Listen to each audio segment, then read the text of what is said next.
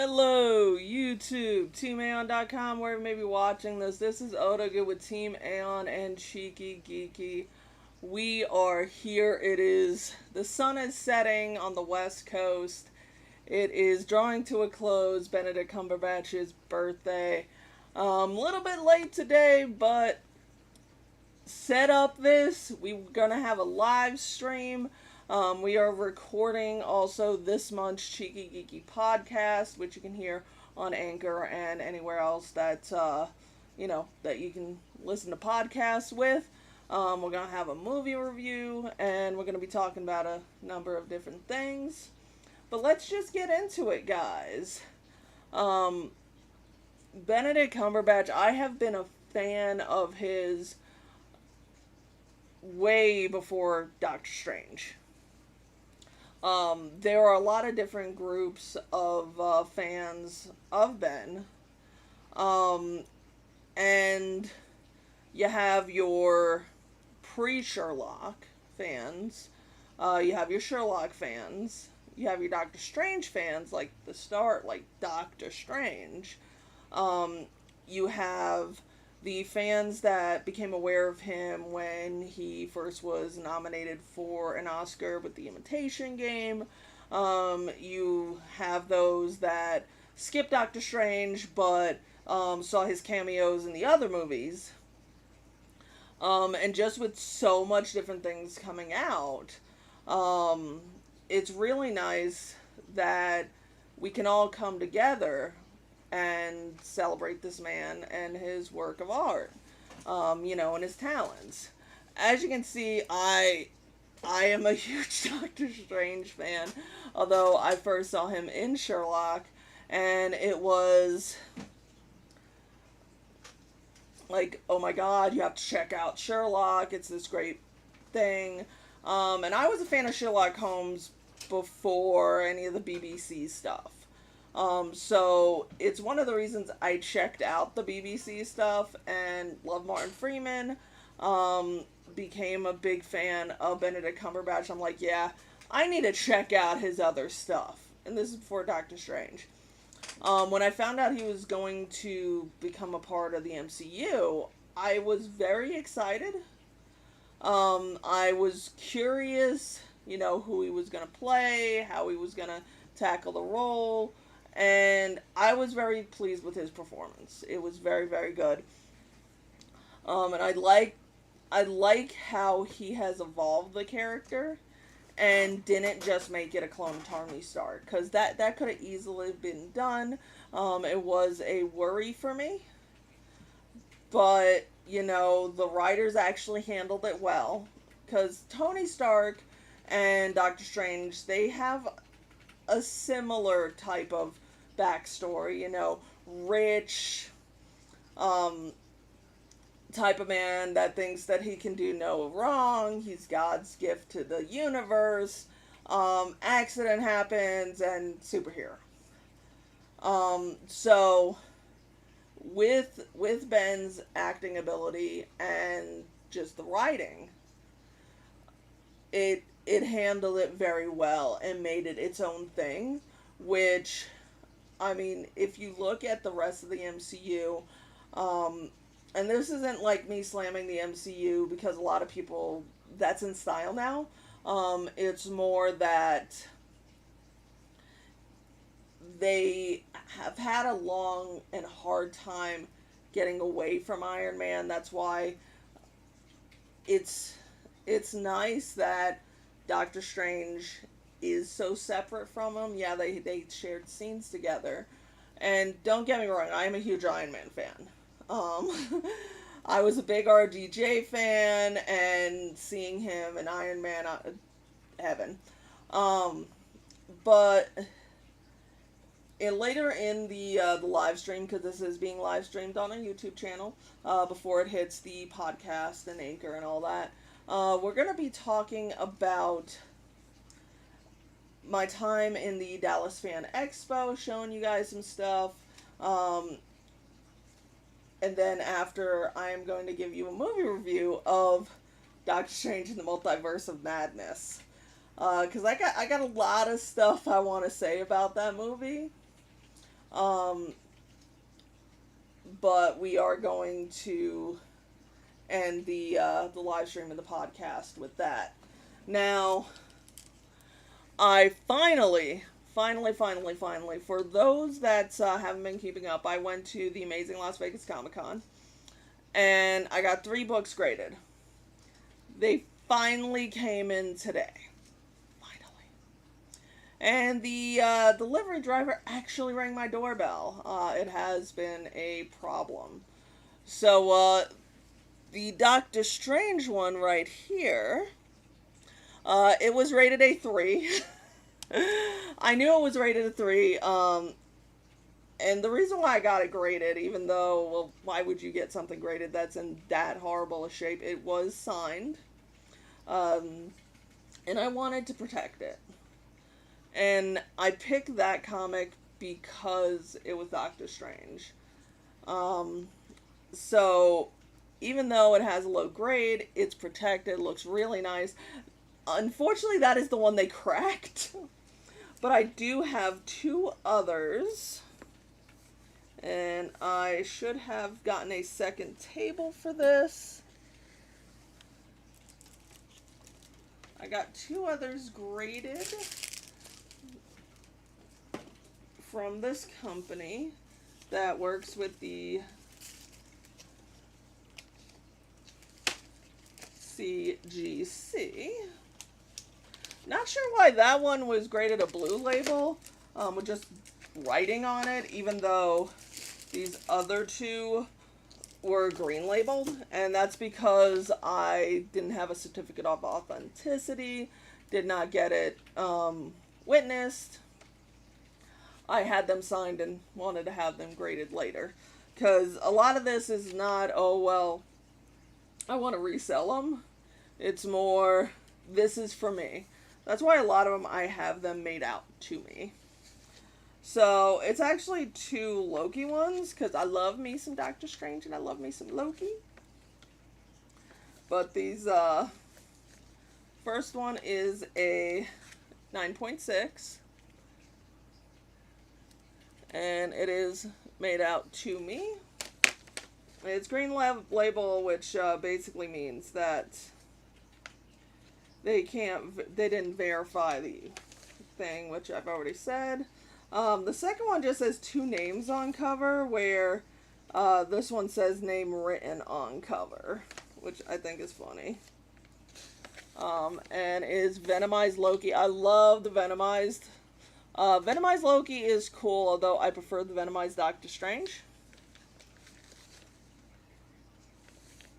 But it's very cool.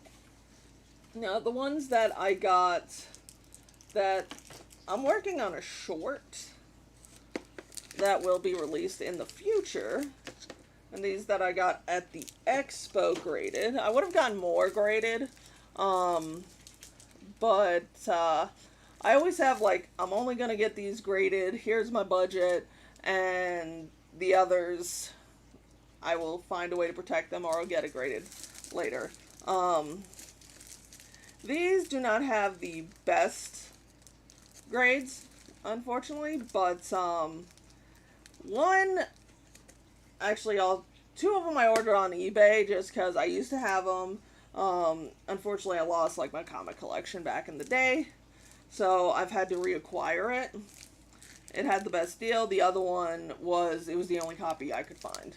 But we will start with the Uncanny X-Men. And you have the little thing. It's made out to me. And this one's funny because it says witnessed by, and then and Andrea. It is so silly, man. And I love the back. It's Magneto. I love me some Magneto. Just, it's amazing. And these next 2, I got 2 signed. Like, 2 people to sign. Because they were both there.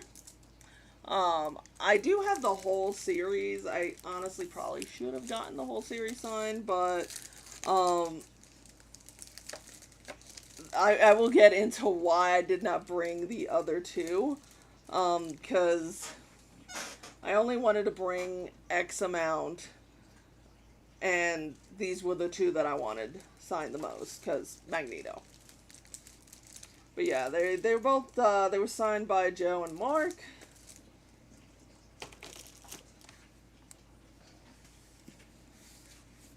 And then I usually, if it fits in here, this is my limit. I like to limit myself because, I mean, as you can see, I can be a bit eccentric, you know. Now,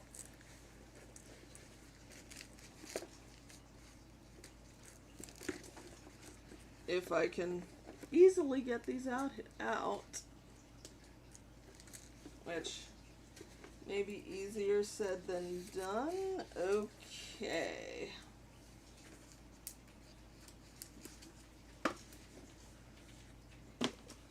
So, two of these I just acquired when I saw them. I just had to have them, and that's the Strange blank one. Usually, when you have these signed, you have like the artist do a doodle, and then you have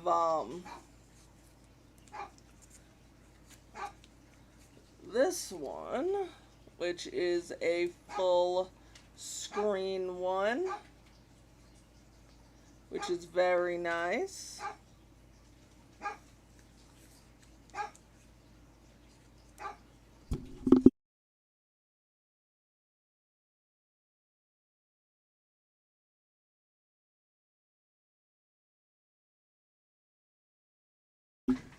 And this one I had to actually hunt down while I was there. It's a Doctor Strange comic signed by Sam Delarose. Super nice guy. Most people know him because he was the one that worked on the Venom comic in the 90s. You know, that Venom one that everybody knows. At least if you're, you know, super into comics.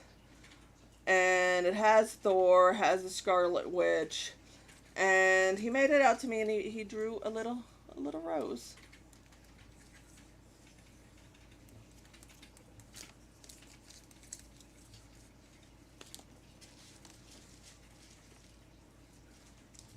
And then we got Mr. Lee, The Death of Doctor Strange, made it out to me as well. Like I said, I asked them to make it out to me. One of the big things, if you do go to, whether it's a celebrity, whether it's an artist, a voice actor, whoever it is, I always request for them to make it out to me, mainly to show them I'm there for them. I'm not there because I want to get signatures to sell and make money. Take Ben, because he is the man of the hour. You will see him, and you will see him actually take the time when he sees that there are actual fans versus these scalpers. And you could see a lot of different ones there, and a lot of celebrities are like that. I remember going to this one con where a number of celebrities just were like, I'm not signing pops. Because these people would have like 20 pops of the same thing. And it's like, you know that they're just doing this to make money, which, you know what? That if that is your grind, if that is, you know, if that puts food on your table, I can understand it. But it makes the celebrities feel like a commodity, like they're a means to an end versus actual appreciation for their art. So that's the main reason why I have them make it out to me or someone else if I'm getting a signature for someone else, because they know that people don't do that just to resell it. It is something personal to them, which I will get into in a moment. And usually, like some comic book artists or other celebrities, they may charge extra to put a saying or a little doodle, depending on who. And if you say that you're making, you want it made out to you, sometimes they do it and they don't charge you or anything like that. The one of the comic artists for, I think it was the Venomized Loki, in fact. Yeah, I'm pretty sure it was the Venomized Loki. He was leaving. It was Sunday. He was leaving. Like, I got to his table as he was, getting up. I'm like, hey, can I get it signed? It's for me. And the only reason he actually signed it was because it was for me. He didn't even want money. He was like, thank you for coming. Here you go. So if I was to ever meet Ben, which I really, really want, but I have not had the opportunity, I would want to show that I am there for him. I'm not wearing stuff just to, try and get his attention. But I am there for him, and I'm appreciative of it. But as a general example, Superior Iron Man had them fill out to both me and Nova. I had them do 2. And I wanted more, but I was like, okay, I need to limit myself because the box. But I did get my 2 favorites. And as you can see, one, he did a little doodle. The other one, both of them he actually wrote something on. Now there is this one. This one was signed by Stanley Argerm Lau, and well, I'm going to show you. It is strange. I highly recommend this series. Variant cover. Love variant covers. I missed Friday when I went to the Fan Expo, but I got there Saturday, and the shortest amount of time for his line was 2.5 hours. So I went through, got all my other signatures. Sil was there. We got her signatures, photo op, which was crazy. But at the end, I was like, okay, is he going to be here tomorrow and Sunday? And they were like, yes, but he's doing very limited. Come when they open. So I got there an hour, I got there when they opened, second in line. And they let us know, he's not signing. This was at 10, and they said he's not signing till 11 because he was doing drawings. He was handling the drawings first, which I think it was like $100 for a drawing or something like that. I don't know. But he doesn't do a lot of conventions. That's why the lines were very, very long for him.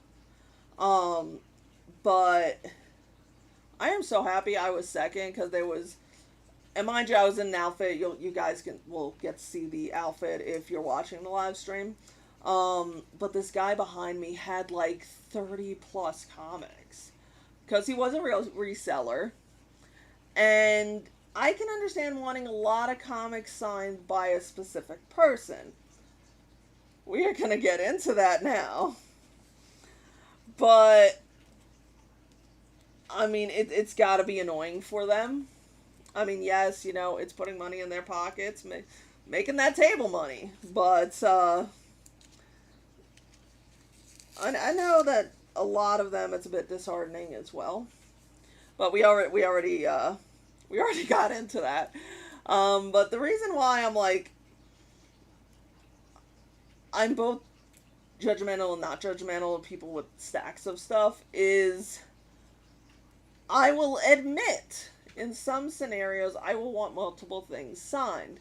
Um, as a general example, I got Charles Martinet. I have seen him a number of times, and I'm running out of stuff for him to sign because I just every time I have him sign something. I have both my Mario Maker signed. I have my Super Mario 64 signed. Um, and it's getting a little hard. It's getting hard, guys. But the reason why I say like stacks of comics, mind you, I broke down this because I'm going to show you in a sec. But Donny Cates was supposed to be there. Unfortunately, Friday he got in a car. They got in a car wreck. Thankfully, they were fine, but you know they weren't severely injured.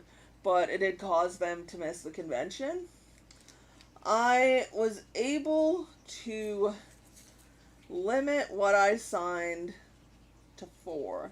Mind you, I had about 6 to 10, but I was like, you know what?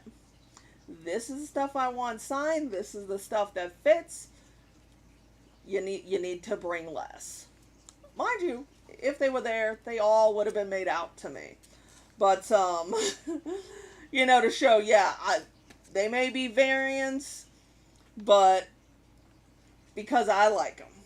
So we got King in Black, strange cover, super cool.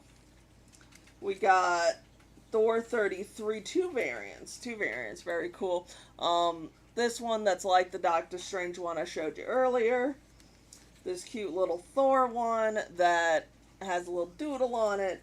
And Doctor Strange with Loki, when Loki became the Sorcerer Supreme. Still need to read that. I know, I suck.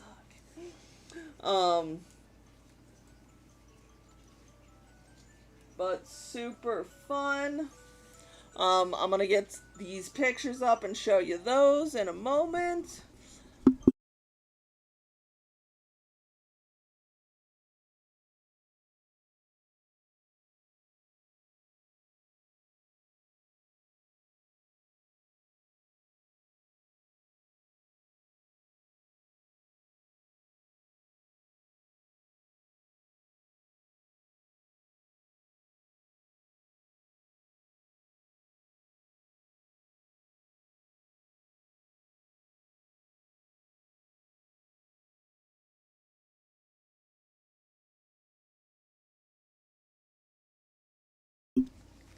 And I'm just finding the pictures, guys.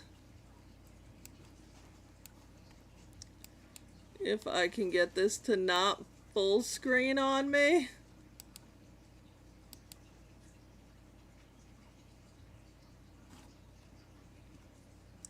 So I tried to find every Doctor Strange person, all of them, along with the Lokis. So I was looking at the Duncanville bookstore behind him, which is where I got 2 of the comics, along with a bunch of other Doctor Strange comics that are in the Doctor Strange comic box. But I saw him, Defender Strange. Yes, please. May I please have your picture? Yes. Loved it, loved it. Loved the booth as well.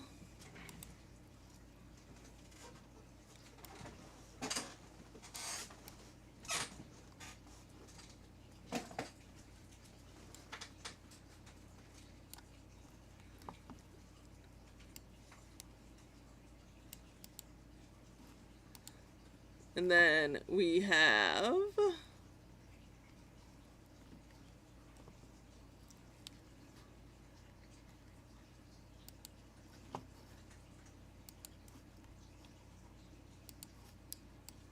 this gentleman and me. Super nice guy. I was wearing my shirt and the Doctor Strange cloak. I was like, oh, Doctor Strange, can I have your picture? And then he saw me. He was like, Loki Strange. But super cool guy.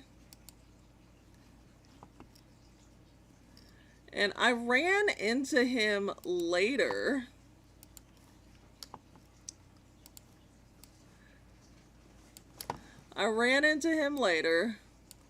With his family. And if I can get this, like, look at them. I love this. This is one of my favorite pictures. Just the two kids, like, they understood the assignments, okay? I do like how it's like they're all X-Men and then Doctor Strange. I approve.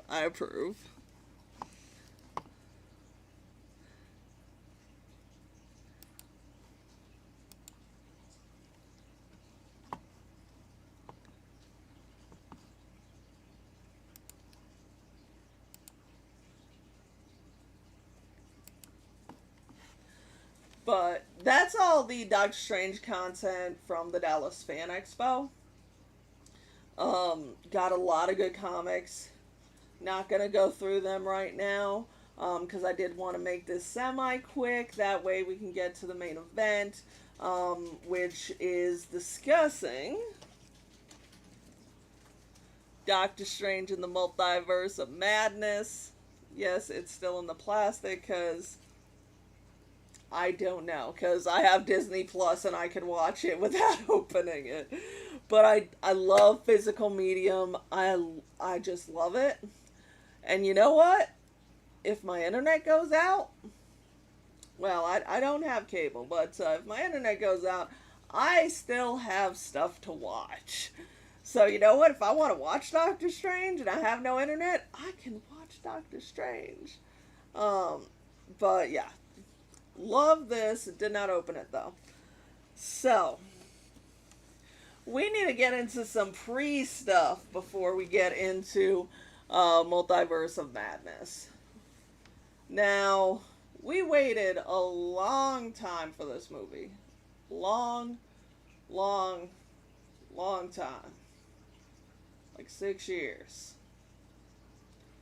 Long time. And we're probably going to wait longer for Doctor Strange 3, and I don't want to think about that.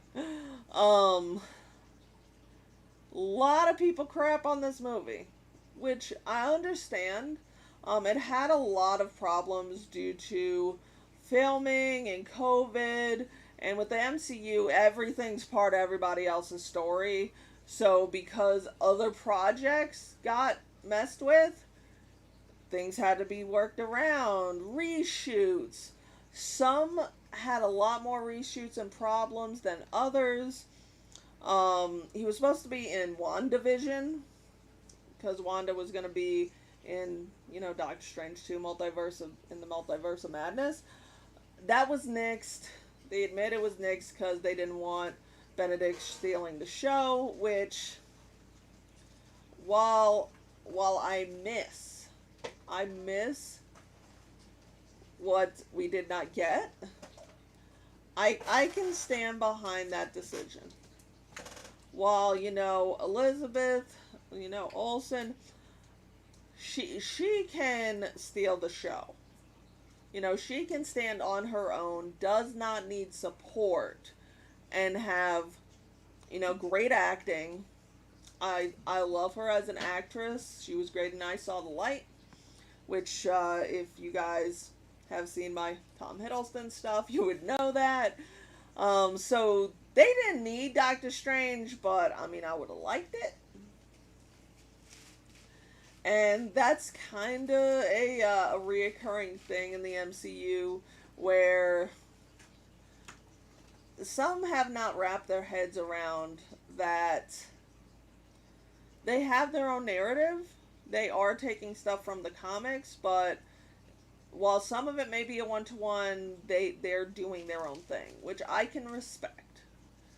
It irritates me sometimes, like a lot of times, but I can accept it as long as it makes sense. As a general example, for those of you who do know about the comics and Ultron, Ultron was made by Hank Pym, Ant-Man. But for the MCU narrative, it was Tony Stark. And in their own narrative, that made sense. That made logical sense where I could get behind it. So that's where I stand with a lot of these movies, where I keep an open mind. Some of them I have higher expectations for than others. I was worried though when it got closer and closer to when it was going to be released, and there are reshoots. There are more reshoots. There are even more reshoots. The reason why that worries me is X-Men Phoenix, Dark Phoenix, X-Men, the reboot with Phoenix. Because that was completely changed because of the reshoots. And while it had great actors, I mean, I love me James McAvoy, I love me Michael Fassbender, and they are fantastic actors. Jessica Chastain, like so many good actors and actresses. But it was a butchered mess, which a lot of people say about multiverse, and I can understand that. Some people can easily tell, and you can, of okay, this was part of the reshoots. This wasn't part of the reshoots. Great example is, where is it?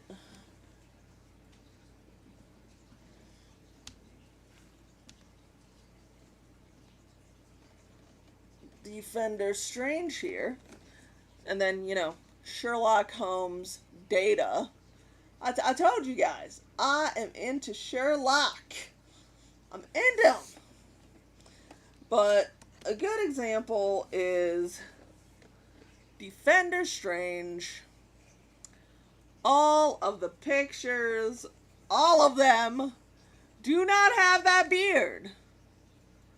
They do not have that beard. I love Defender Strange. That's why I had to show you the guy from the Dallas Fan Expo. And let's see if I can put this back without dropping it. Can I do it? One of the other reasons this stream was late is the one computer I was gonna use that's usually in my comic corner. It's having technical difficulties, so I had to do this whole setup, and I wanted it to look good. So I had to move stuff, rearrange stuff, so you needed to see some. This is just some.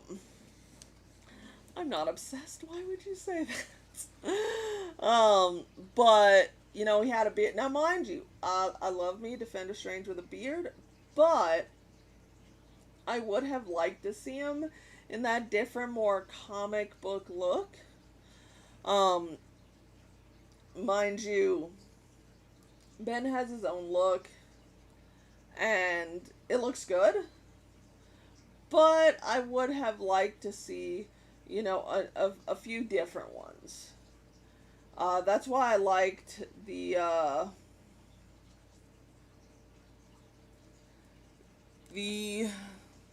Supreme Strange. I get Strange Supreme and Supreme Strange swap sometimes. Because, he was clean shaven. But, that was redone. A lot of different sections. And people can tell based on Wong's hair, based on Strange's wig, saying the wig was bad. So that there is all that back end stuff with the reshoots and the rewrites. Some of it getting redone because of there were so many leaks. And I am surprised. I remained as spoiler free as I did, because I avoided the leaks like a plague. It's also why I wanted to see it right as it came out of theaters, um, just because it it was going to be impossible to remain spoiler free. So I was like, you know what? I want to see it. I want to see it now. I am sad though that I didn't get some of the cool popcorn boxes because they were very cool. But let's get into the actual movie review now that we know the back end stuff, the reshoots. Let's see if the movie actually holds up and fits the MCU narrative. Some of it I will be a little nitpicky on, some of it I won't. Now, I think it starts really good. It starts, Defender Strange, America Chavez, monster chasing them. Fantastic. It sets up quite a bit in that brief stint. Originally, Defender Strange was not going to take her powers and just was going to sacrifice himself. You do see parts of that in the end one where, he cuts the things to, try and save her. As far as which one I would have liked, I mean, I'm fine with what they did. I am fine because it does give R. Steven, I would just refer to, the main one as R. Steven, more character development. Because with the multiverse, a lot of them, if you've seen Loki, it has to do with choices, cause and effect. That's why Nexus events can happen, because if someone does make the wrong choice, depending on what that choice is, it can snowball. But it wakes up with our Strange waking up in a bed, and I'm gonna be honest, the wig that he has on, I do not like. It's like, ooh, Ben chest, but then the wig, and I'm like, why? And he has this open laptop net like in his bed, so you know what he was doing when he before he went to sleep. So he's going to Christine's wedding, and I will say, Dr. Nick, he is something. Kind of screw up, but we'll get into why a little bit later. But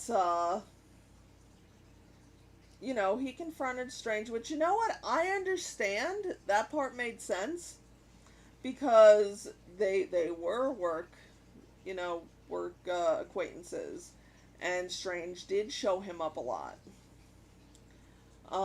So he said, how he was doing, which was crap, and asked a question that so many people, apparently this is open knowledge, that Strange gave the stone to Thanos. Thank you, Tony, most likely, but anyway. Well, that or Peter Parker. He's basically said it was the only play I got. Behind them, there was this one lady that is become notorious for her overacting, which once you see it, you can't unsee it. But he's like the best surgeon, the best superhero, but you still didn't get the girl. And you could see this hit Steven hard. Like, super hard. And I want you to keep this in the back of your head for later. Because I was like, damn. No, you didn't, Dr. Nick. No, you didn't. But, Steven then goes to the reception, and he's alone, he's drinking, he's, watching her from afar, and a lot of people give this section a little crap because he does this whole, well, I wish it was different, blah blah blah. It's like, that's not the stuff you mention in a wedding. You should have had this conversation beforehand, you know. But it does set up some stuff with him. And she asks if he's happy. He's obviously bold-faced lying, saying, "Yeah, I'm happy." Where it's like you, and this is how good Ben is, because not only, you know, his voice and stuff, but his body. Like, he can act with his body where he doesn't even have to say anything. And you are just immersed in it. So you could just see, like, him, like, breaking, like, behind the mask, watching Christine and her husband dance. And then we get pulled out, giant monsters, scary, scary. He badass suit up. Wong shows up, capey, you know, for the win, does his capey things. And I love it because it shows how much Stephen has grown as a sorcerer. There's the spells and his abilities and his conjuring, where, yes, well, I was a sorcerer supreme or whatever, and he's acting like it.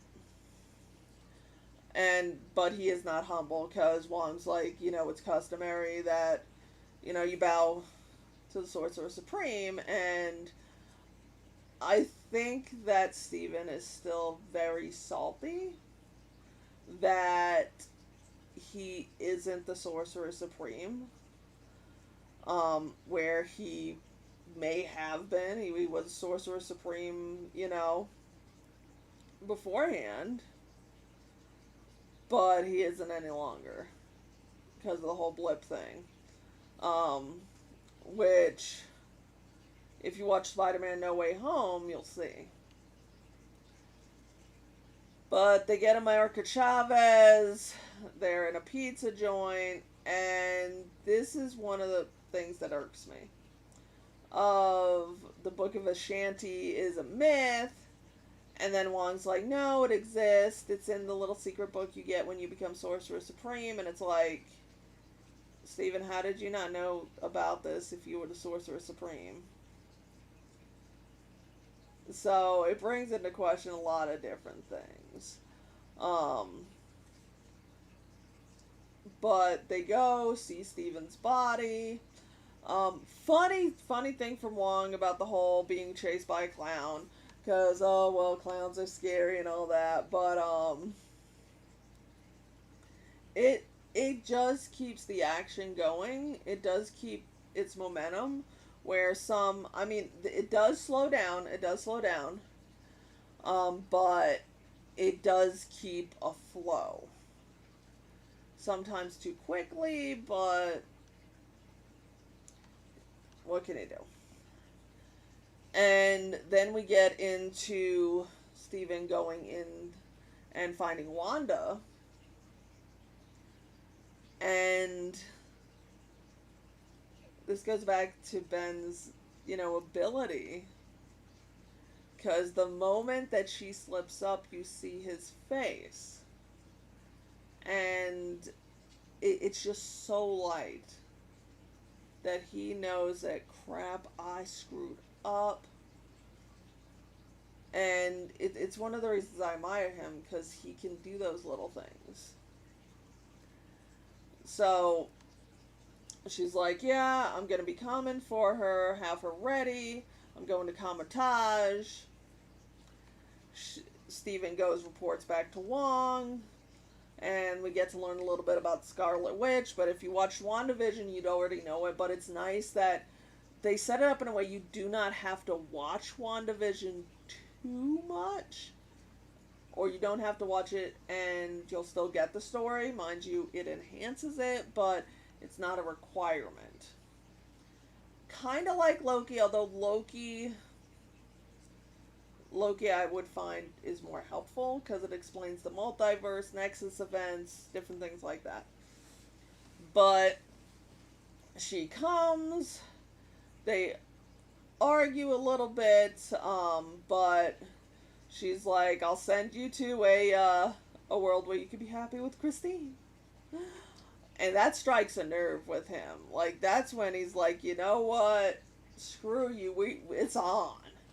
Where Wong was like, "Watch what you say," and he was like, "I got this." And then mention Christine. Oh, hit a nerve. So they battle. A bunch of people die. There's this green ox guy, which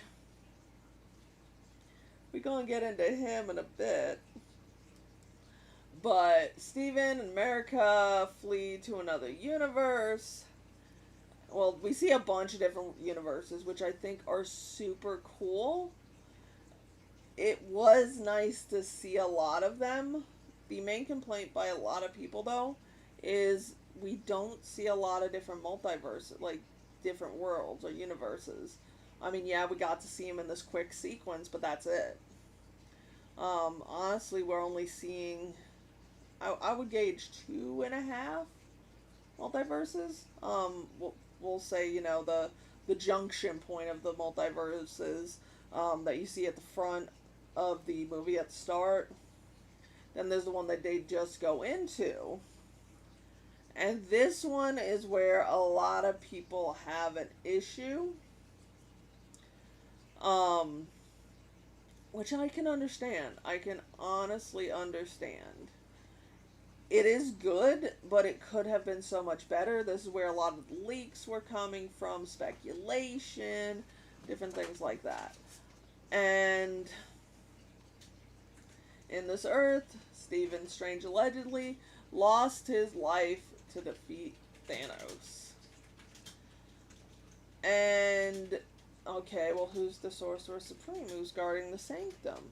And it's Mordo.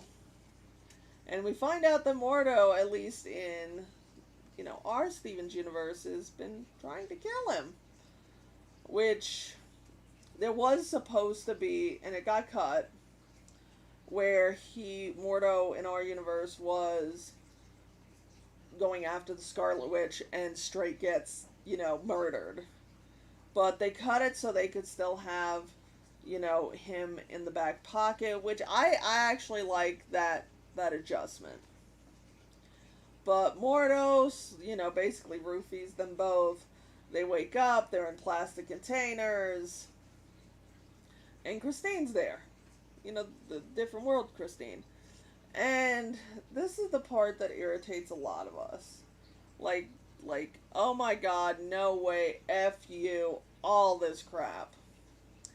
And that is that they're giving different universe numbers, and they label the MCU 616.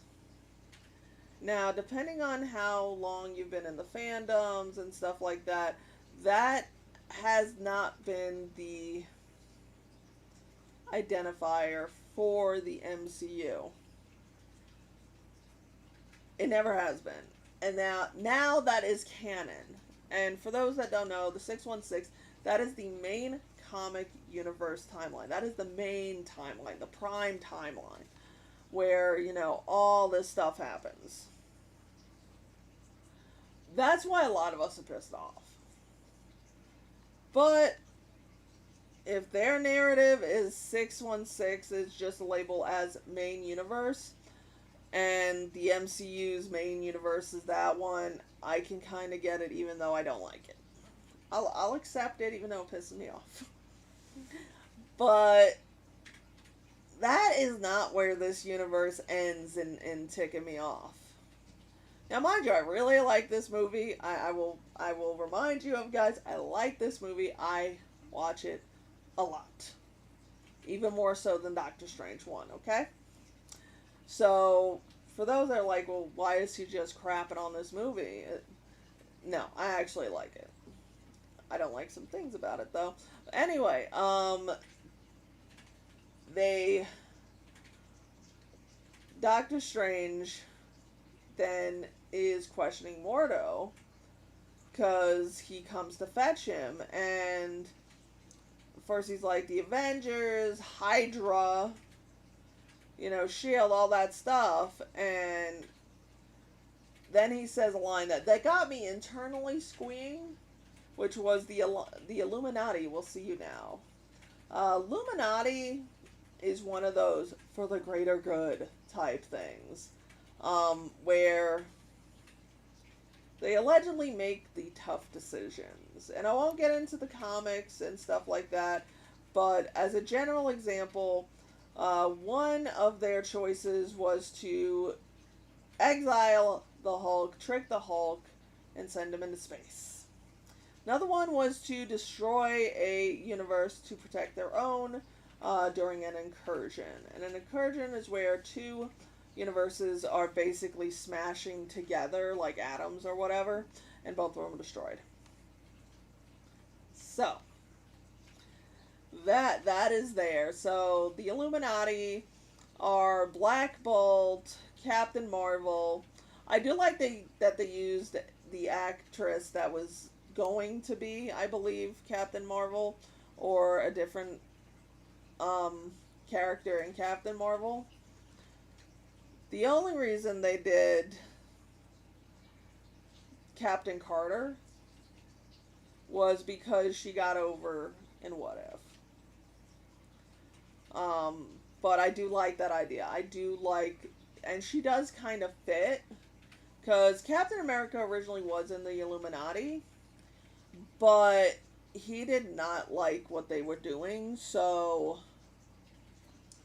he left. But Captain Carter seems like someone who would be okay with the stuff that they did. You have Mordo. And this is the part where people were losing their crap. I mean, Reed Richards of the Fantastic Four. Like, that was so good. So good. Because the Fantastic Four does not get love, and that's because it was owned, the movie rights were owned by Fox, so, you know, we really did not get crap. After the Rise of Silver Surfer, we are ignoring that other movie. And then finally, and this is where I lost my crap. I lost my crap when why did they put this in the trailer? Like, I know they were going with both the Reed Richards and the hey, how you doing, Azus? And in Spider-Man No Way Home, when you had all the Spider-Men show up, they were going for that. And when Professor X came out, they had the little tune from the 90s. He had the yellow, hey Twig, what's up? He had the yellow wheelchair. See, that is fan service. The Reed Richards, Captain Carter, and Professor. I do not know why they put Professor X in the trailers. If they were going for that, you know, theater flipping out, because I went to No Way Home. The theater just flipped out when Andrew Garfield came out. And then Tobey Maguire came out. Like, there were rumors. So a lot of us had a feeling due to leaks and stuff. But even those that knew it was coming freaked out. And that's what this should have been. And even more than that. Because there were, like, different, like, oh, well, who's going to be in the Illuminati? I know. Twig. I know you missed my face. I unfortunately got very, very ill from the airport coming back from the Dallas Fan Expo, which we talked about earlier. And I have been out of commission. This live stream podcast was supposed to happen a few hours ago, but IRL stuff catching up from when I was sick, happened. But we're here, and we're talking about Multiverse of Madness. We're about halfway into the movie where Steven's brought before the Illuminati. The one member that I swear we all thought was going to be in there, we all wanted, was Superior Iron Man from the comic that I showed you guys earlier. Since Twiggy was not here for that, let me grab it. Because this universe fits Superior Iron Man with his Ultron bots. Where's Iron Man? There's Ultron bots. This guy's supposed to be there. Where is he? And there were rumors that Tom Cruise was gonna be him, and I know a lot of people are crapping on that, but in the multiverse, I can accept Tom Cruise being Iron Man. Not the main Iron Man, but I can accept it. And I know I'm gonna get crap for that. I love Doctor Strange in the Multiverse of Madness. You missed where I said that, but I love this movie. I also feel robbed from the movie. Because then Wanda comes, Dream walks, and just... They could have gone more in depth. And I think part of it was the reshoots.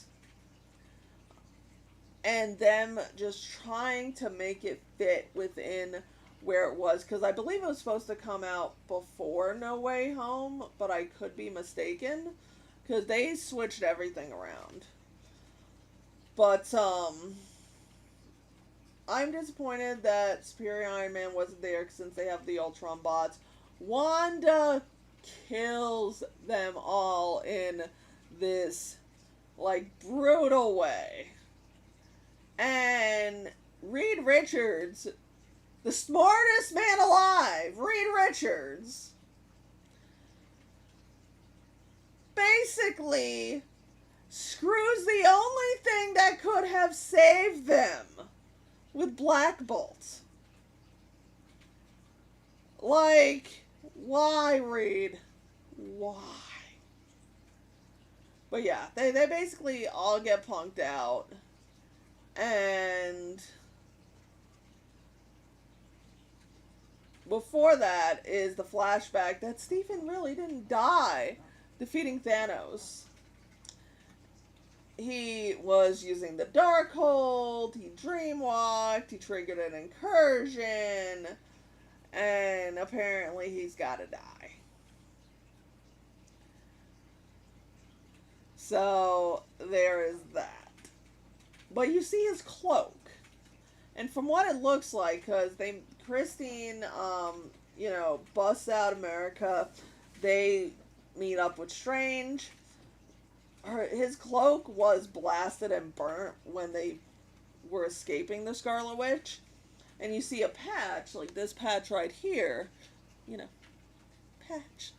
Capey. And it looks like it's from that Universe's Strangest cloak. Which that cloak kind of looked dead. I'm gonna be honest, cloak can look dead. But anyway,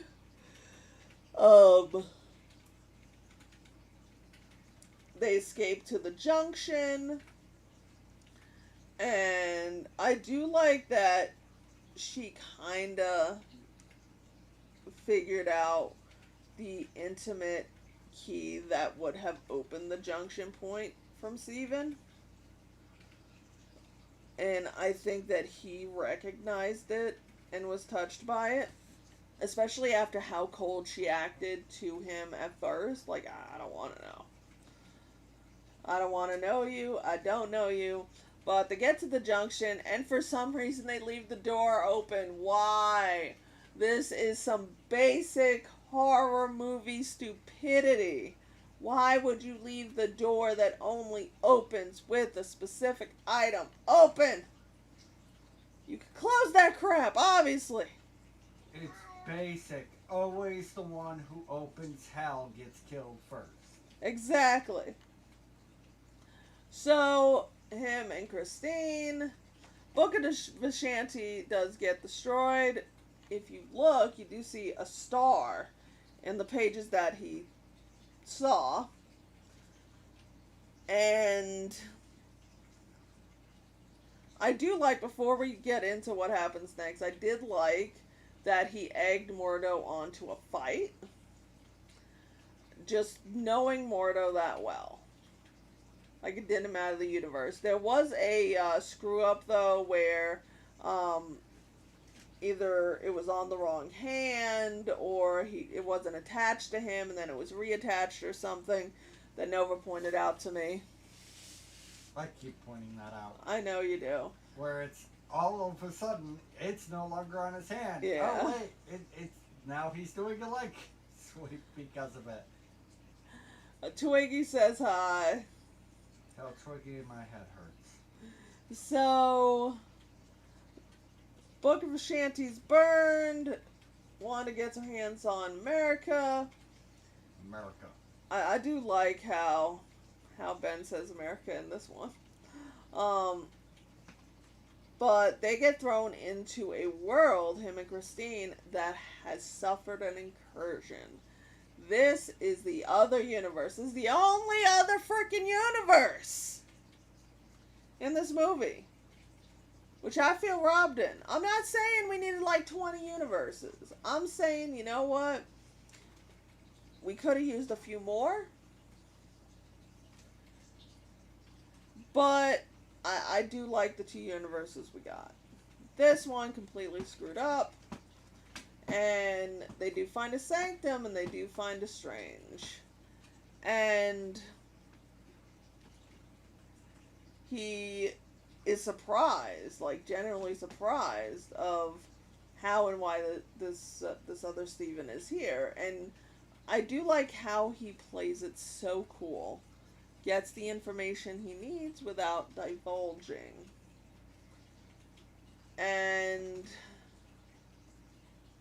as it goes along, it keeps getting a bit darker. And that's thanks to Ben. Because Ben wanted a little bit more dark. So, because of him, this sequence of events did take place. Where he and Sinister Strange had these moments together. Which, I don't know what the original one was, but I like what we got. The whole thing about their sister and all that also creates depth about his fear of loss. And basically the women he cares about leaving him. But you can tell on this one there were heavy reshoots, and one of them is because he says the line, "Things got out of hand," in the trailer, and all of us thought it was Strange Supreme. All of us.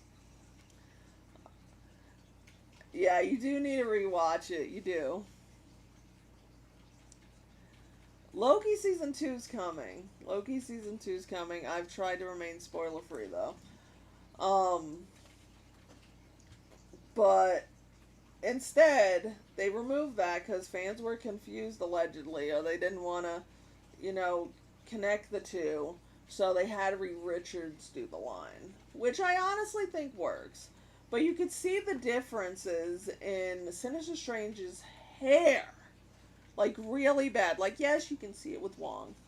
Because some of them, it's a little longer. But Sinister Strange is so bad. Mind you, I like him. I have read, like, all the fan fiction with him. So I love him as a character. I, like seeing Ben play against himself, that is a very hard thing to do. And he was able to differentiate himself just by the voice, the tone, the stature. And so it did draw me out a little bit, seeing like the drastic changes of the hair. But when the third eye frickin' appears, after he's like, have you ever had this dream where you've been falling? That was probably me. Revealing that he has been dreamwalking, caused the incursion, and was killing off his variants. Third eye appears. Some of it looks really good, but like this one thing, it just looks like they copied this bad res eyeball and put it on his head. Like, I did a better man nip for one of my videos of mashing Benedict's face with this comic book drawing of Ebony Maw than this thing looked. And it still irritates me every time I see. I need to show you a picture of a Twiggy, because it is, yeah, it's bad. But he basically wants Christina's like, what are you gonna do with her? First off, shouldn't you ask her? But anyway. He's going to lick her nose. Anyway, so he dies. Of course he dies. And everybody dies. It was very, very brutal. But then Steven gets the Darkhold. And there are theories that this Strangest Universe was the one that was destroyed with the other Strangest Universe. I don't know if I buy into that. It's an interesting theory, though. But Wong's girlfriend, which, yeah, by the way, the Wakandan lady and Wong were a couple. That part got cut. She sacrifices herself to destroy the Darkhold. And Wanda flips out, and she demands to know what he knows. Wong, instead of saying, I don't know anything, I just know the Darkhold is blah, blah, blah, says, you're gonna have to kill me, which, dude, you just admitted that you knew things. So, obviously, she tries to torture the few people that are alive, and he says that the Darkhold was a copy. And it's like, dude, all you had to say is that you didn't know shit. That's all you had to say. But the spells are carved in Mount Wundagore. I will try and keep this part short. But it really, really irritates me. Now, as I was talking earlier in the Livestream podcast, I can accept things if they fit the narrative. And yes, this kind of fits the narrative, but it also kind of neuters a lot too. But considering they retconned Wanda's origin story, it kind of fits, at least for this one. But for those of you who don't know, Wundagore had the Grand Evolutionary, which is like this future guy or something. I honestly don't remember. But in there, he had human hybrids where they were like, think of them kind of like furries, but, anthropomorphic animals. Kind of like the green bull or cow or whatever. And there's no Grand Evolutionary. So it makes me wonder where the cow person came from. Because that is the type of person that, for those that don't know the Magneto origin story, at least the original one from the comics, him and his wife fled the concentration camps, did a lot of traveling, had a daughter, and they were in this town. He had a disagreement about pay or something, and he used his power and basically threw a metal object at him. Well, guy went, set the building they were staying at on fire, prevented him and his wife from saving their daughter, who burned to death. and he just loses it and kills everybody, and she is freaking out, like you killed that, like what is this, you know? And she fled. She didn't know she was pregnant at the time. He didn't know that she was pregnant at the time, but she fled and eventually ran into Bova on Mount Undagore and left Wanda and Pietro in her care, and they were given to this gypsy family. So apparently there's none of that in this universe. But a demon, Chthon or Thon, made this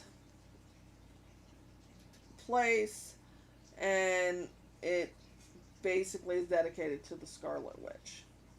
All the Darkhold spells are carved in the walls, and there are beings that protect it and are subservient to her. She's trying to steal the powers. Strange possesses his dead corpse from earlier in the movie. Badass does this like whole demon cloak thing.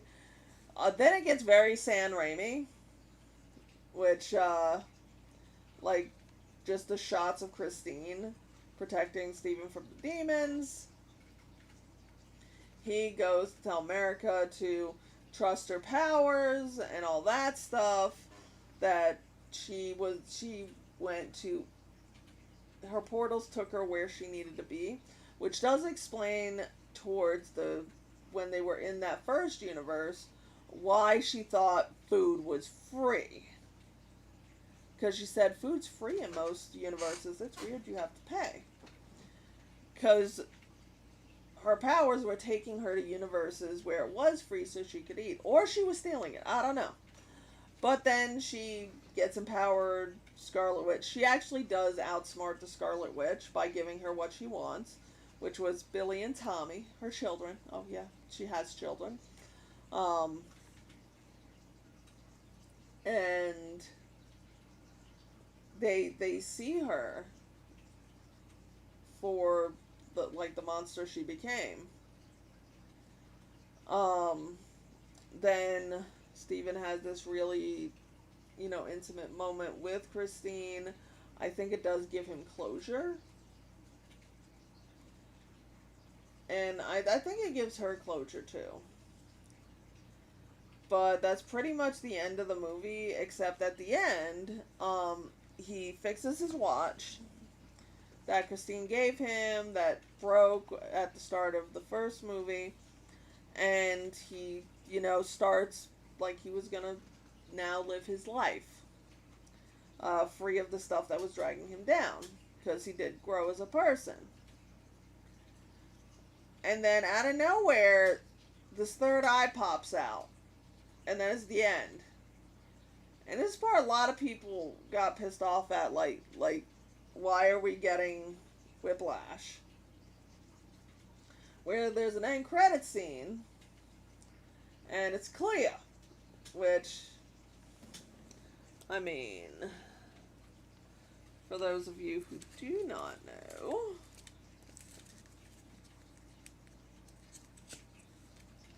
Clea is Doctor Strange's wife and soulmate.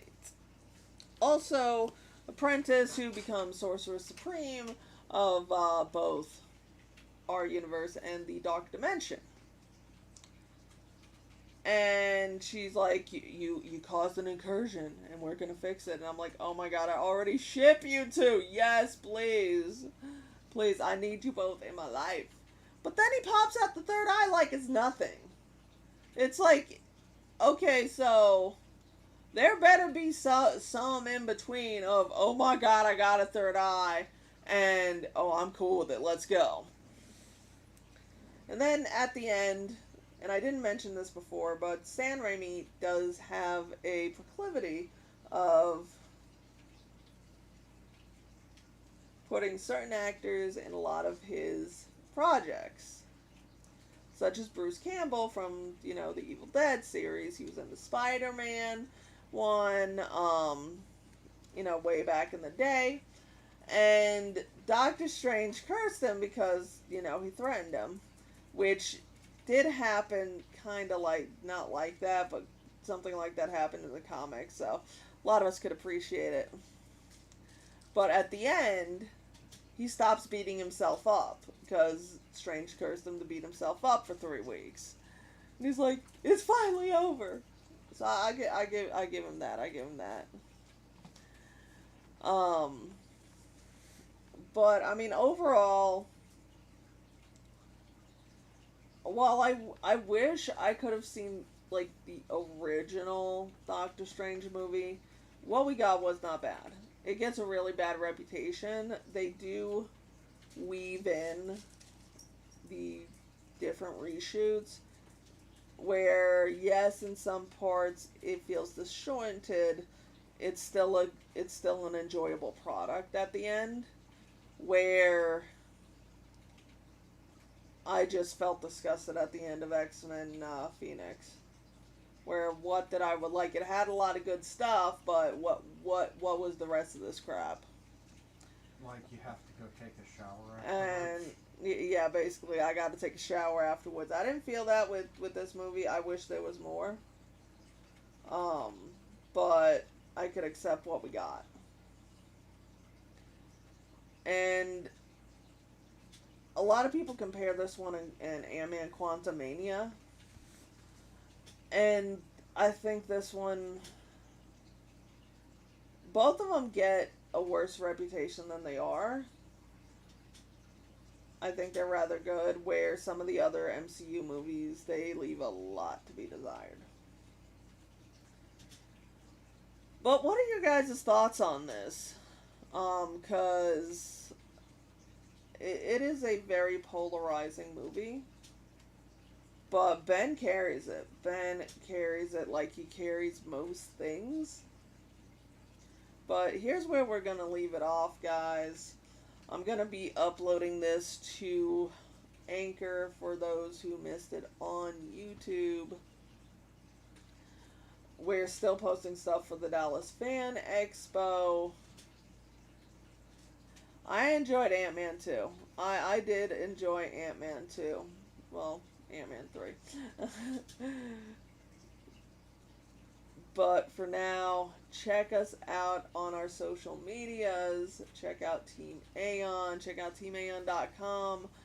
I am working on a few projects. Some of them involve Ben.